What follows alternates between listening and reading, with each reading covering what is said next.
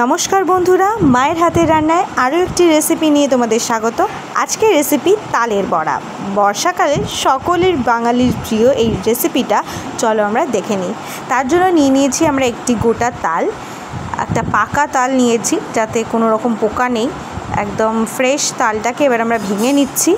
ভেঙে পুরো যে আঁটিগুলো রয়েছে সেগুলোকে আমরা আলাদা করে নেব এবং এক একটা আঁটি ধরে আমরা কিন্তু এবার ঝুড়ি নিয়ে নিয়েছি যাতে কিন্তু আমরা তালের যে পাল্পটা সেটা আমরা বার করে নেব।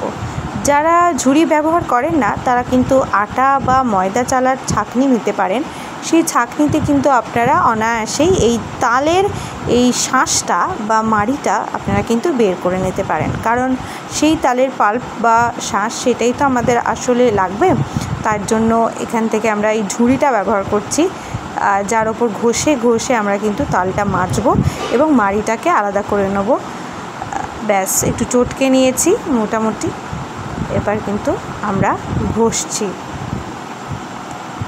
মায়ের হাতে রান্নায় কিন্তু এরকম অসাধারণ সুন্দর রেসিপি কিন্তু পেতে গেলে অবশ্যই আমাদের চ্যানেল মায়ের হাতের রান্নাকে সাবস্ক্রাইব করতে হবে এবং পাশের বেল আইকনে ক্লিক করে সাথে থাকতে হবে, কারণ মায়ের হাতের রান্না মানেই অসাধারণ সমস্ত মায়ের হাতের তৈরি রেসিপি আপনাদের জন্য শুধুমাত্র।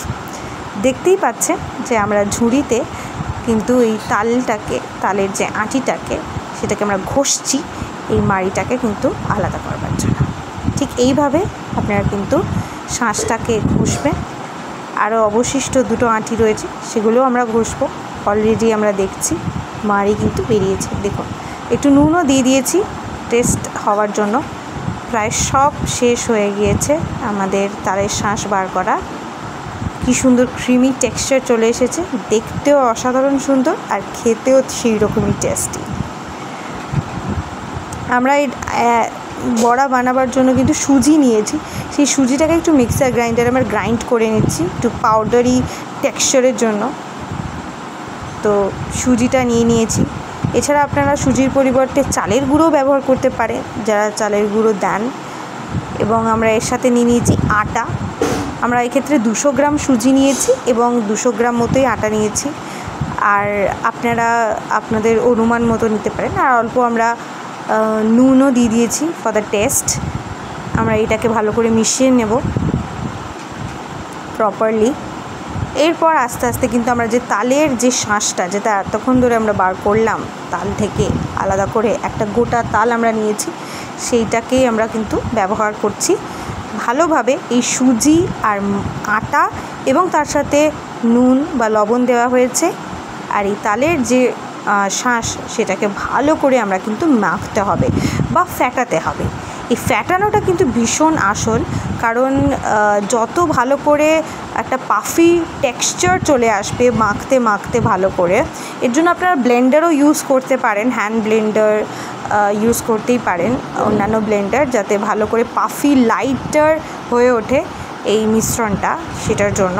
তো আমরা হাতেতেই করছি, হাতেই ভালোভাবে করছি, কারণ ঐতিহ্যবাহী পদ্ধতিতেই আমরা করছি, পুরনো পদ্ধতিতে, যেখানে আমরা ঝুড়িতে তালের শাঁস বের করা বা সবটা হাতেই আগেকার দিনে হতো, সেভাবেই কিন্তু আপনারা পুরোটাই করছি।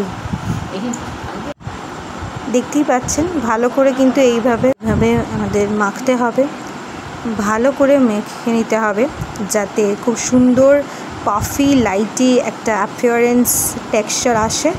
মোটামুটি আমাদের মাখা প্রায় কমপ্লিট। আমরা নিয়েছি আখের গুড়, সেটাও আমরা প্রায় 200 গ্রাম মতনই নিয়েছি, বা যতটা প্রয়োজন, যারা যেরকম মিষ্টি খেতে পছন্দ করেন সেরকমই নেবেন। তো সেটাকেও আমরা খুব ভালো করে মিশিয়ে নিচ্ছি। যারা একটু কম মিষ্টি খেতে পছন্দ করেন তারা কম গুড় দেবেন, কারণ তাল এমনিতেই মিষ্টি হয় যদি মিষ্টি ভালো তাল হয়। এবার যারা বেশি মিষ্টি খেতে পছন্দ করেন তারা অবশ্যই মিষ্টির পরিমাণটা, অর্থাৎ গুড়ের পরিমাণটা একটু বেশিই দেবেন। তো আমরা একটু বেশিই দিচ্ছি কারণ আমরা একটু মিষ্টি প্রিয়। তো দেখতেই পাচ্ছেন আমরা মেশাচ্ছি পুরো মিশ্রণটার সাথে, কিন্তু গুড়টাকে আমরা খুব ভালো করে মিশিয়ে নিচ্ছি যাতে এতটুকু কোনো রকম ক্লট না থাকে, কোনো ডালা না থাকে, যাতে ফাইনলি মিক্সড হয়ে যায়। তো আমাদের মেশানো প্রায় কমপ্লিট। আমরা কড়াইতে রিফাইন্ড সয়াবিন অয়েল গরম করতে দিয়ে দিয়েছি। ব্যাটার আমাদের রেডি। এবার ব্যাটারটাকে লাস্ট ফিনিশিং দিয়ে একটু টাচ আপ দেওয়া হচ্ছে এবং বড়ার আকারে গড়তে হবে। তেল প্রায় কিন্তু গরম হয়ে এসছে, দেখতে পাচ্ছেন। বড়ার আকারে আমরা গড়ে ফেলেছি। গড়ে একদম একের পর এক গরম ফুটন্ত তেলে কিন্তু তালের বড়া, সুস্বাদু সুমিষ্ট, অত্যন্ত প্রিয় বাঙালির এই পছন্দের তালের বড়া, অর্থাৎ বর্ষাকাল কিংবা জন্মাষ্টমীতে এই তালের বড়া না হলে কিন্তু একটা অপূর্ণতা থেকেই যায়। সেই তালের বড়া কিন্তু তৈরি হয়ে যাচ্ছে। কারা কারা তালের বড়া খেতে পছন্দ করেন কমেন্টে লিখে জানান অবশ্যই। তালের বড়া কিন্তু গড়ে তারা কিন্তু তেলেতে গরম গরম চলে যাচ্ছে বড়া তৈরি হওয়ার জন্য। কি সুন্দর গোল গোল আমরা বড়া তৈরি করছি, দেখতে পাচ্ছেন। আমার মা স্পেশালি তৈরি করছে আমাদের জন্য। ঠিক এরকম গোল গোল কিন্তু মিডিয়াম সাইজের, ছোট থেকে মিডিয়াম সাইজের কিন্তু বড়া করতে হবে এবং তেলে, ফুটন্ত তেলে হাই ফ্লেমে ভাজতে হবে। একের পর এক বড়া দিচ্ছি এবং বড়া কিন্তু ভাজছি এবং ব্যাস মোটামুটি একটা পিঠ হয়ে যাওয়ার পর একটু এপিট ওপিট করে নিতে হবে, যাতে একদিকটা বেশি ফ্রাই না হয়ে যায়।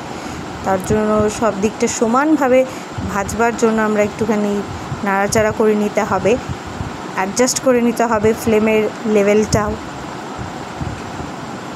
তবে কখন বড়াটা তুলবেন বলুন তো? যখন একেবারে গোল্ডেন ব্রাউন কালার হয়ে যাবে, তাই তো? হ্যাঁ, দেখুন আস্তে আস্তে কিন্তু আমাদের সেই অত্যন্ত প্রিয় যে তালের বড়ার রং, সেই গোল্ডেন ব্রাউন কালারটা প্রায় হয়ে আসছে। আমাদের বড়া প্রায় কিন্তু ভাজা হয়ে যাচ্ছে। সুস্বাদু নরম মুচমুচে টেস্টি সুমিষ্ট প্রিয় সেই তালের বড়া কিন্তু প্রায় রেডি, দেখতেই পাচ্ছেন। ভাজা প্রায় হয়ে এসেছে। আমরা একটু নাড়াচাড়া করে নিচ্ছি এপিট ওপিট করে, যাতে বড়াটা প্রপারলি ভাজা হয়ে যায়। আমি তো ব্যাটার বানাবার সময় একটু তালের যে মিশ্রণটা, এই গুড় টুড় দিয়ে বা খুব সুন্দর করে আমি টেস্ট করে দেখেছি। কাঁচাটাই যা অসাধারণ হয়েছিল না, আমার মা অসাধারণভাবে মেখেছেন। সেটা না পুরো ক্রিমি, মানে সেই স্বাদ আর বলার মতন নয়।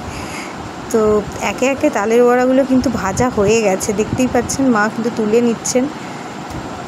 গোল গোল একদম রসগোল্লার মতন গোল হয়েছে, কি সুন্দর হয়ে গেল তালের বড়া, আমাদের অত্যন্ত প্রিয় রেসিপি।